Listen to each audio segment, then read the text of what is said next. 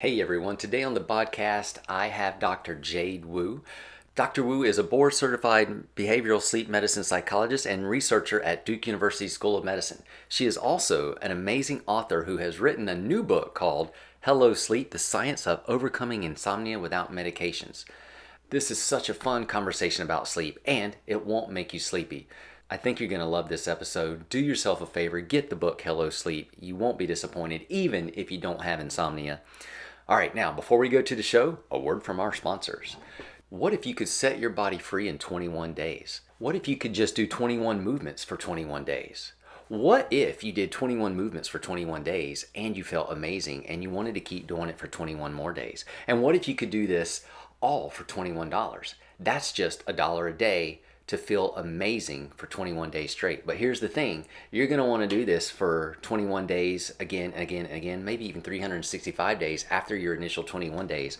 And then it's not even $1 a day. We're talking about pennies a day to feel amazing in your own body. Check out the Daily 21s program at osionline.com. And now back to the show. Pull up a chair and buckle up. It's the Original Strength Podcast. Dr. Wu, are you in Durham, North Carolina, by the I way? am, yes. We're neighbors. Really? Where are you at? I'm in Fuquay Arena, Oh, not far from you at gotcha. all. Okay, yeah, we are neighbors. Hi. Hi, howdy, neighbor. So you have a new book, Hello Sleep: The Science of Overcoming Insomnia Without Medications. Mhm. And that's only been out, I think February is when it was? February, that's right. Yep. So before we get into that, which to me it's fascinating, but your mission is to spread the gift of sleep. That's what I'm hoping to do. And this is funny to me. Your favorite activities are napping and playing with babies. In that order. In that order. Yes, napping is one of the I think God's gift to people. I love it very much. It's not for everybody, but personally a good nap is like nothing else for me. I would tend to agree with you on that. Hmm. But okay, so you have Hello Sleep. It's only been on a little while, and your mission is to spread the gift of sleep. Why? I mean, every superhero has an origin story. Sure. Why are you so passionate about sleep? I have a couple of origin stories. One is that my father actually was a sleep researcher in the Chinese um, version of NASA, like their space agency. He was doing sleep research with astronauts when I was a little kid. So I kind of grew up like around the sleep lab and like with big, thick textbooks about sleep around the house. So I just thought that's what you do when you grow up is like you study sleep and you help people sleep better. So that sowed the seed. And then when I became a clinical psychologist years ago, I trained actually in a bunch of other things. So mood disorders, anxiety disorders. My thesis was about Parkinson's disease. And through the through line, across all of those areas was that people's sleep was just messed up everywhere you look. And I figured if we can just improve everyone's sleep, or at least, the people who are struggling with it, if we can improve their sleep, everything else tends to get better, their mood, their functioning, their physical health, their mental health. So that just became kind of my mission in life. Awesome. I got to tell you, so Hello Sleep. Like I've interviewed and talked. I've gotten the chance to speak with other experts in sleep, and I've read a few books about sleep, and I'm always reading because sleep's the hot topic right Oh, now, right? sure. Yeah. It is hot. It's like breathing and sleep are the hot things, Both very rightfully good so. things. Yes. They're very good things. They help make us us. But your book is, I found fascinating in that it kind of goes completely upstream from all the other books I've read. In fact, like from a how to get sleep standpoint, it's almost as if you take the rug that everybody's standing on and you jerk it out from underneath them, which is fascinating to me. So are you just a controversial, or like how do you come about your Yeah. method? Because I was fascinated. Well, thank you for describing it in like I'm a disruptor or something like that. But believe it or not, I'm not controversial. Everything I talk about in the book is actually not only evidence-based, but gold standard. So if you look at American Academy of Sleep Medicine, American College of Physicians, like all the sort of most authoritative standard, Western medicine bodies, they all endorse cognitive behavioral therapy for insomnia as the gold standard and first line treatment for something like insomnia. So, it's actually like the most boring stance to take is like, this is the gold standard. I'm going to tell you about it. But I think it comes across as controversial because I'm talking to an insomnia audience. So people who are struggling with their sleep. And the message they've heard so far from everywhere else is more from a optimization standpoint, right? So like, how do you optimize your circadian rhythm? How do you get more sleep? How do you get more deep sleep? How do you like take sleep and like zhuzh it up, make it even better? But the problem is when you already have trouble sleeping, working harder at it, trying to make it perfect, is going to backfire and make your sleep even worse. So, what we need to do first and foremost, before even thinking about optimizing, is we need to just reset.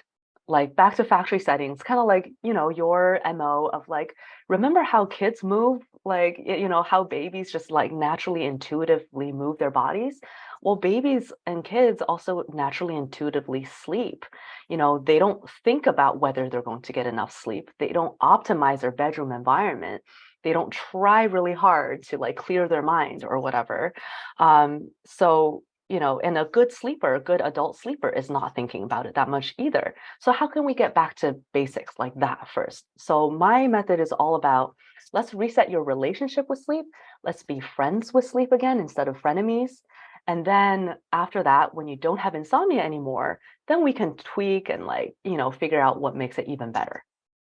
No, that was I guess what I really got from your book was, hey, don't worry about it. Yeah, exactly. Because if you worry about it, you magnify it. And if you Yeah. magnify it, you really create a challenge for yourself. It's one of those funny things where, in everything else in life, almost everything else in life, the harder you work, the more effort and thought you put into something, the better it gets. And often it's my most go-getter, high-achieving type A patients who are applying those same strategies to sleep, and it's like totally not working. It's just backfiring. So letting go of some of that control and perfection and just getting back to listening to our bodies and like, getting back in touch with what's natural to us is the first step. That's awesome. And I did think it was like refreshing. Should I worry about looking at my iPhone before I go to bed? Should I should I make sure I got black blinds and no light whatsoever gets into my room? Like you're like, nah, don't worry about it. Don't worry about it. The light thing, that's been a really hot topic recently since the Huberman lab talked about it, right? Like the Right. morning light, that's like all over the place. I super support that. Morning light is one of the best things you can do for your sleep, for that matter, for your mood and other things too. So highly recommend that. And a downstream effect of that, another benefit, if you will, is that you can use screens at night in the evening. Like it's okay to be on your iPad and to use your phone and to like watch TV because you know what? You got light in the morning.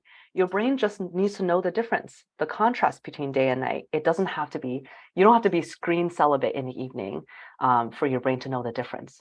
So as long as you have that contrast, you're good. That's got to be very freeing for type A personalities right there. Yes, exactly. And for, everybody, I don't go screen celibate. I watch my shows and do my thing. It's just like, do what's enjoyable for you in the evening and don't worry about it too much. Another thing I found very unique with you is you approach sleep as something that you can have a relationship with. Mhm. And I love the way, what is it to have a relationship with sleep? Yeah, I actually have been struggling to describe exactly what that means, but maybe the easiest way is to think about what does it mean to have a bad relationship with sleep, right? So, I have patients who either neglect their sleep completely, they're like, doing all sorts of things that are not good for their sleep, like drinking lots of coffee all day long, or like drinking lots of alcohol, or not giving themselves enough opportunity to wind down and sleep, and they're kind of they're like sleeping all over the time and place, and there's no routine at all. And it's like, okay, well, then you're neglecting your friend. If sleep were your friend and you care about them, you wouldn't just take them for granted and like never take care of them, right? Like if your human friend, like if you just like didn't care about their needs at all and just did whatever you wanted and expected them to just be okay, that's not really good for the relationship, right? On the other side of the spectrum, I have patients who are really overbearing with their sleep. So think about like if your best friend, if you want to hang out with them, but you say it has to be exactly on my terms, you got to hang out exactly when I want, how I want, my way or the highway. And then if you don't do exactly how I expect you to do, then I'm going to blame my problems on you. And I'm going to keep track of you closely every day to monitor your behavior and performance. I mean, that's like cause for restraining order, right? That's not a good relationship either. But if that's how we treat our sleep, by paying a lot of attention to tracking the data and like analyzing it, over analyzing it, depriving ourselves of joys to like try to control and manage sleep by putting it into a box, that's not a good relationship either. So then what we're left with, a good relationship, is a lot more mutual and respectful and forgiving and flexible. We invite our friends sleep to come hang out with us by providing the opportunity and like making our sleep environment and habits generally conducive. But we don't get mad if they don't show up exactly when we want. And we listen to what sleep wants to tell us. We don't just impose our ideas, right? So maybe you used to sleep 8.5 hours a night every night. But maybe now, 10 years later, 20 years later, your body doesn't need that anymore. And sleep doesn't want to hang out with you that long every night. That's okay. We can like back off a little bit and enjoy the time we do have, instead of imposing our will. So that's a very long-winded way of saying a good relationship is flexible, forgiving, uh, you know, caring, but not overbearing.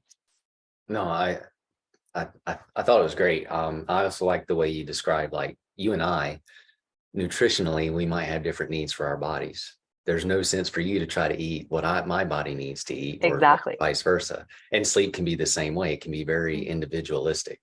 Exactly. Sleep is very different from person to person. I mean, just like our heights and our, other physical and mental attributes are diverse in our species, that's a good thing. That's why we've done so well as a species.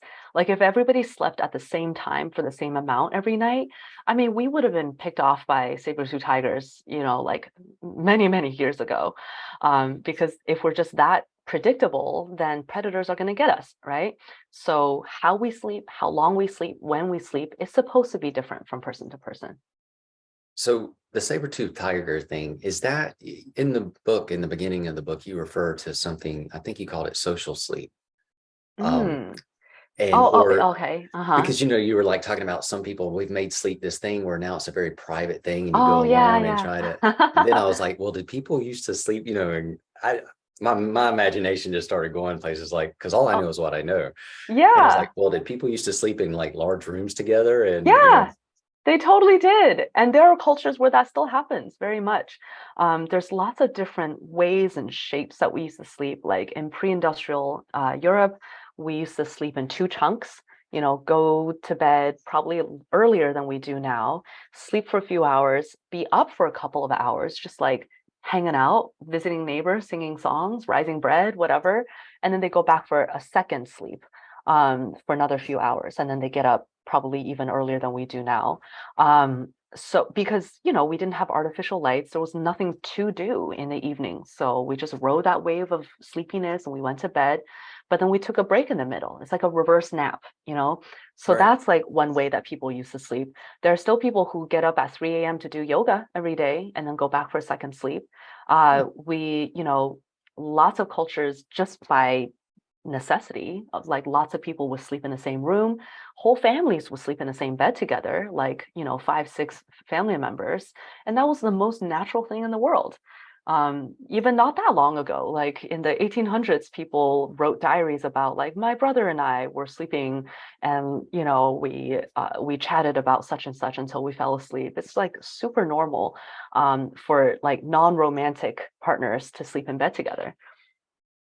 Yeah. Okay. So thank you, because I was so curious about that. Yeah. And then it made sense that as times have changed and technology has changed, like the world has kind of shaped how we sleep now. Hmm. But I just could not grasp. I was like, wow, what did people, I've never thought about how did people used to sleep?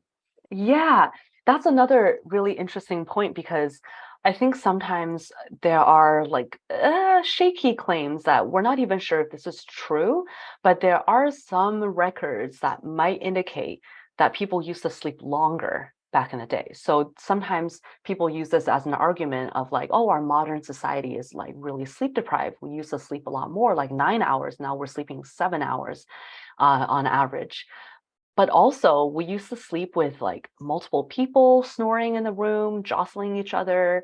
There was probably, more uh, like cause to be careful in the night because there could be predators or there could be, home invasions, like whatever it may be. Like there was just more to actually be careful of during the night and more things that disturbed our sleep. So maybe they slept longer, but with at a lower quality. Maybe they woke up more often, right? So I don't think it's fair to compare, historical records of how people used to sleep to how we now sleep and say with a general sweeping statement that we're now sleep deprived as a society. We may be, but it's like, if circumstances change, then sleep changes to adapt. That's a beautiful thing about sleep is throughout our personal lives, through different stages of life, sleep adapts to give us what we need in that moment. And then maybe society changes and sleep collectively adapts to give us what we need in this moment. So speaking of how things adapt, times change. We do have more technology now, and this is kind of coincidental. Like it's just neat how this played out. Right before I read your book, I accidentally went to sleep with I never sleep with my Apple Watch on. Uh, I accidentally did it, and I woke up the next morning and it gave me like this breakdown of my Oh sleep. yeah. Uh-huh. Well, like I was in deep sleep for like 20 minutes the whole night. And like I was like, well, that doesn't seem right in my head, right? So I'm like, wow, should I be concerned about that? So I slept on purpose. I started sleeping with it. And I'm like, why can't I get any deep sleep? And I was uh, never, I sleep a lot. Like, as far as I know, when I go to sleep, I wake up, that was it. Um, but then I started thinking about it, like, and it was starting to get into my head. And I'm like, so I can mm. become a little bit obsessive about things. But then I read your book and I'm like, you know what, Tim? Quit sleep. You weren't sleeping with the Apple Watch before. Keep it off. Don't fall asleep with it anymore. Yeah. Oh, that's such a good point. Yeah. A lot of people have the same pattern where they're like, oh my gosh, should I be getting more deep sleep? And then they start worrying and it becomes a thing.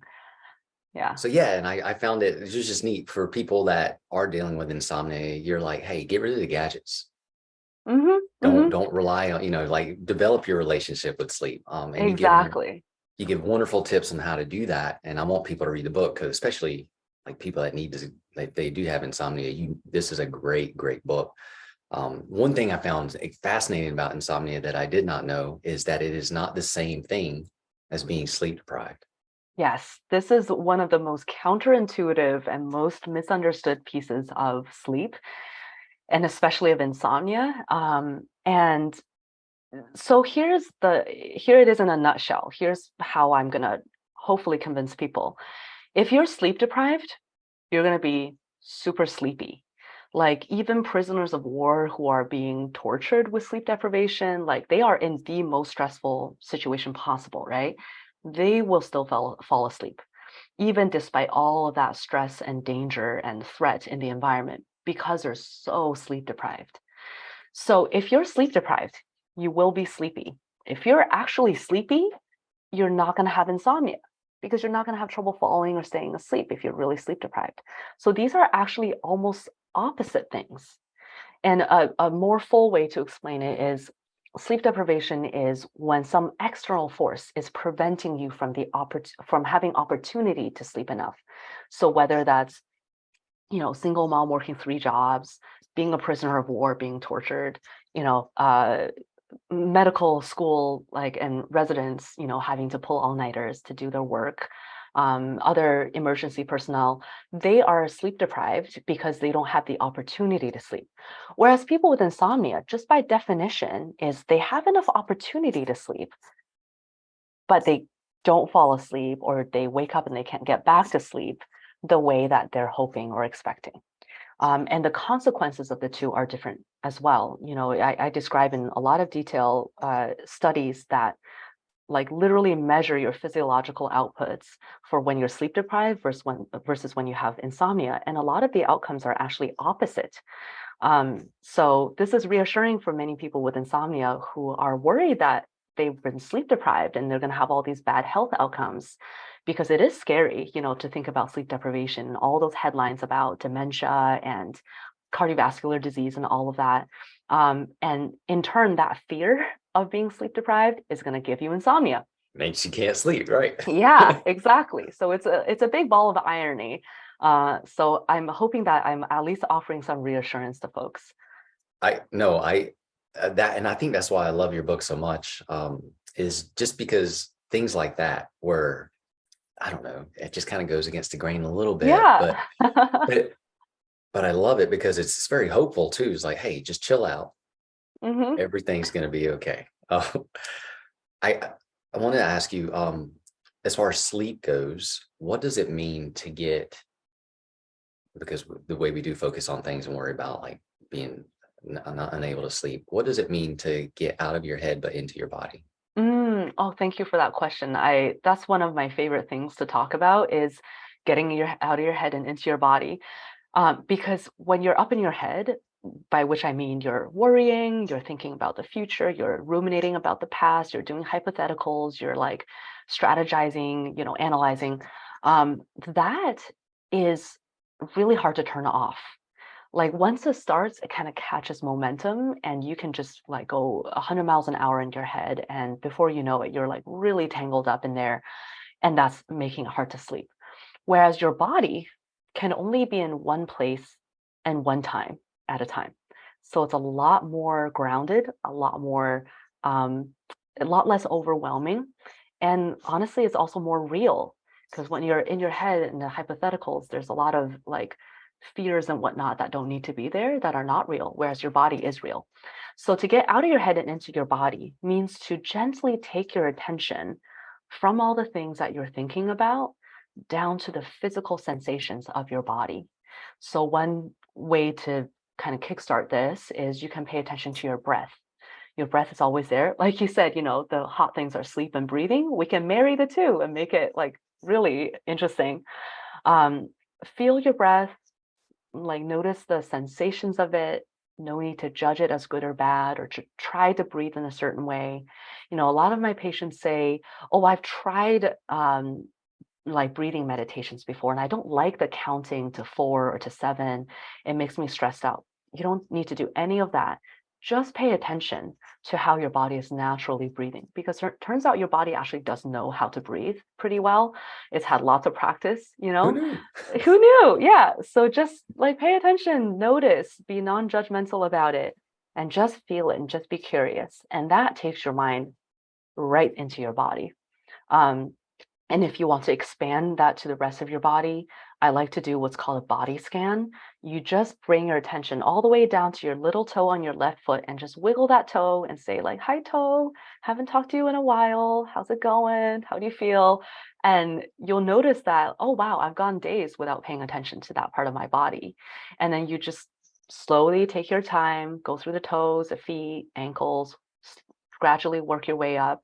And often people are like, by the time I got to my shins, I fell asleep, or at least it was like a peaceful time while I scanned my body. I wasn't worrying about, climate change in my head while that was happening. So yeah, so that's getting out of your head into your body. Awesome. I do also love how you explain what mindfulness is and what it's not when you were going through that in the book as well. Thank you, thank you. I hope to take the pressure off of mindfulness, because I think we hear a lot about mindfulness and we picture like an attractive woman sitting cross-legged in all white clothes in like a bamboo forest, and most of us are not that. But we don't need to be like that to be mindful. It just means being in the here and now, no matter how chaotic or uncomfortable or whatever your environment is, you can still be in the here and now. It's still, I promise you, a lot less stressful than being here and being up in your head with all the other worries. Right on. So you love naps. I know you have a favorite way, like what is your perfect nap? If you could, like, I know you probably have a routine or something that, like, if you're just your best nap, how do you set up for it, or what is it? Yeah, so napping is a really kind of personal difference kind of thing. Some people never nap because they just don't fall asleep during the day, and that's fine. Some people can nap anytime, anywhere, and then there's everything in between. So generally, I recommend if you are going to nap, try to nap like midday, early afternoon-ish, not later than that, because the later in the day you nap, the more it's going to interfere with your nighttime sleep. It's like the closer to dinner time you have a cupcake, the less appetite you're going to have for dinner. And also, if you're going to nap, generally, I aim for like a half-hour refresher.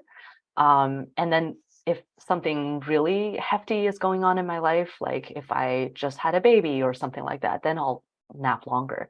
But generally, about half hour, 45 minutes of a refresher is good because in that chunk of time, you're most likely still staying in lighter stages of sleep. You're not fully going down to the deepest level. And that's good because once you go into that deepest level, it's harder to come out of it feeling refreshed. And also, you're going to burn off a lot of sleep drive, which is your hunger for sleep. So the more of your sleep drive you burn off during the day, the less you have for nighttime. And you really want to save most of that for nighttime. So early-ish in the afternoon and short-ish if possible. Those are really the only like guidelines or rules. But do you have a, like okay, for example, if I'm gonna try to take a nap, Uh-huh. I'm gonna put a fan right by my head. I'm gonna have the breeze blowing across. I'm gonna try to make it feel like I'm at a tropical beach Lovely. with the sound and the feel of the air and stuff, and Yeah. I'm gonna let that hum me right into a nap. Like, Yeah. so is there a setup that you like to do yourself, like Well, to get yourself as cozy as possible? Um, first of all, I love that. That sounds very lovely. And I think honestly, whatever you like. Some people hate having air blowing on them when they sleep, and I'm one of those people. And some people can't sleep without a fan. So really just know thyself, And also to that point, I would not try super hard to like make conditions perfect. Because if imperfect conditions don't put you to sleep and you stay awake, that means you were not sleepy enough to take a nap in the first place. You can still rest. You can still like hang out, like kind of doze a little, maybe read a book or listen to something or just kind of daydream. That's beneficial too. Like you've probably heard of non-sleep deep rest, which is really just like also mind wandering or meditation, meditative state. That's very beneficial for the body and mind too. So there's no pressure to actually fall asleep. If you don't fall asleep during the day for a nap, fine. That just means more sleep drive for later at night. And that is why you are the master Jedi of sleep. Awesome. So, where can people go to both buy your book to learn more about you and the wonderful articles that you've written to learn even more about sleep? Or if somebody wants to work with you, what can they do? Well, thank you for giving me this opportunity. So I have a website that is like a portal to all sorts of resources and the link to my clinic. So I'm at drjadewu.com. The doctor is DR. So drjadewu.com. That's me. You can find out more about my book. I link to articles. I provide resources. Hopefully it's helpful to folks. And I also want to just throw in that I am working on, at some point in the near future, launching something called Goodnight Mama. And so this is hopefully going to be a go-to resource hub for moms, especially like pregnant and newly postpartum in the first year or so moms, because I've recently gone through this myself. I have a 3-year-old and 1-year-old, and sleep is like, whew, it's like a totally different animal when you're pregnant and postpartum. So I really wanted to give people a resource to learn more about that specific thing because there's just not that many resources out there for moms. So that's upcoming, and so stay tuned. You can sign up for my newsletter, and I hope to be able to spread the gift of sleep even further. Awesome. Will there be, and you don't have to answer this, or you can just say no. Will there be a book coming out called Good Night, Mom? I would love that. I don't have anything like officially in the works right now, It's a good name. I but think I think it'll sell. oh, thank you. Well, I like it too because the way I came up with it is when my son finally turned like close to 2 and like sleep really stabilized at that point and things felt like more manageable. One night he just gave me the sweetest hug good night and he said, "Good night, mama." And then I left and then he slept all night. I slept all night and it was just like the best thing in the world. And I was like, that's what I'm going to call my resource for moms is good night, mama, because those are the best things you can hear from your kid. And now you have your introductory story. That's amazing. One Hmm, last question, sure. and this one's silly. Do you like peanut butter? I do like peanut butter. Awesome. What's your favorite kind? Crunchy? Yeah, all right. What brand? I don't know that I have a brand loyalty when it comes to peanut butter. All right, so you're going through the grocery store. Uh, You see one. Which one do you grab off the shelf? the cheapest one that's crunchy. All right, And you really hopefully have no preference. organic. Like organic would be great for my kids, but like truly I'm not that picky. Why? I love to ask people about peanut butter. I like Okay. peanut butter, and I like to know how like we're neighbors, but like how really are we? Are we neighbors? Are we neighbors? You know what I mean? Like Well, what's your so favorite peanut so butter? now I know we're neighbors because you like peanut butter. Yeah, well, of I course. I like both creamy and crunchy, and it depends on what mood I'm in, I guess. And Okay. and I like all brands, but I like salty brands. Like so the natural Oh, kind that's like yeah. that's already like fresh ground or even Smucker's natural, where it's just Uh-huh. but salty and it's got a I different like texture. that. So I just like to go back and forth. Mm, And I have been okay. crazy enough to sprinkle sea salt on the top of it and like take a spoon and like that. If you've never done that, it's pretty good. I'm gonna have to try that. That sounds really good. Maybe with like a little bit of ice cream too. Oh, I I have mean, put peanut butter with ice cream and it is good. and sea salt like And on sea top. salt. Oh, Oh, yes. beautiful. Yes, Well, I've there done we that. go. We're kindred spirits. We are. We're neighbors. I told you. Dr. Wu, thank you so much for being on the show. If you're listening, check out the book Hello Sleep. Even if you don't have insomnia, there are so many wonderful tips in the book. And if you just like learning and learning neat stuff about your body, it is a great, great book. Again, thank you so much for being on the show. This has been awesome. Oh, thank you so much. This was really fun. I appreciate you inviting me. Thanks for listening, everyone. Now get outside and play.